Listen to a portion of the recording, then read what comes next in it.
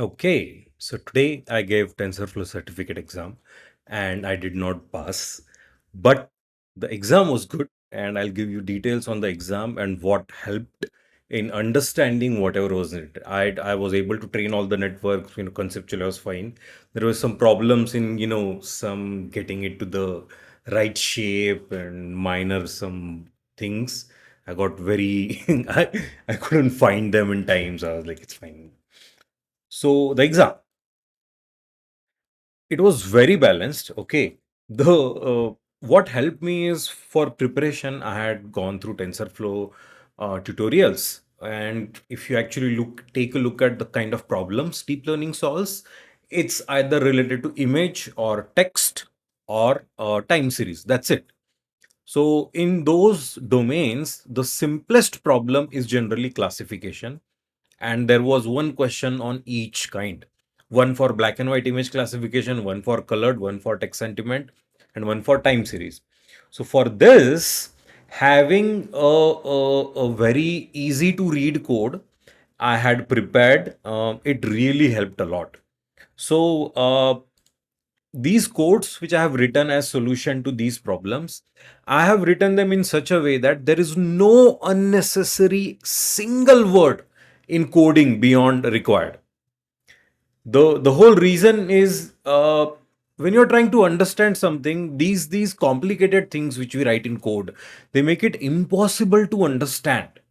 So by simplifying the code, you can immediately see impact of what is happening, why is it happening, and what happens if you change something. So extremely simple, easy to read code, minimum number of lines, and you will find that it makes it really easy to understand these things. So for digit recognition competition on Kaggle, this thing gets you 97% accuracy just right out of the bat. And I have written the code for the submission also. So minimum number of lines, and this mapped really nicely to the first kind of problem, which was black and white image classification. So it was that. Then the second was this Kaggle notebook. Let me just see. Mm. So instead of 10 digit recognition, we have 10 objects recognition, which are same 32 megapixel by 32. So very tiny. But why doesn't it matter? If we just increase the neural network size, we can process a bigger image. So fundamentally, solution of this and a bigger problem solution is same. So that's why we solve a simple problem so that we can solve a complicated problem later.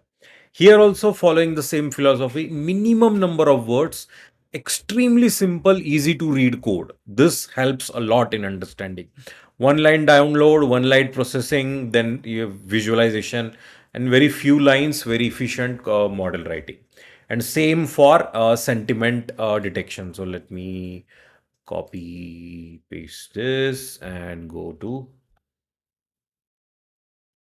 I don't know if I've saved, so let me just save it. Okay.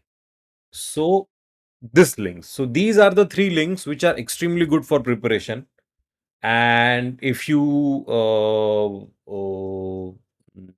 study it like this, you have a broad overview of everything you need to know, and you are set.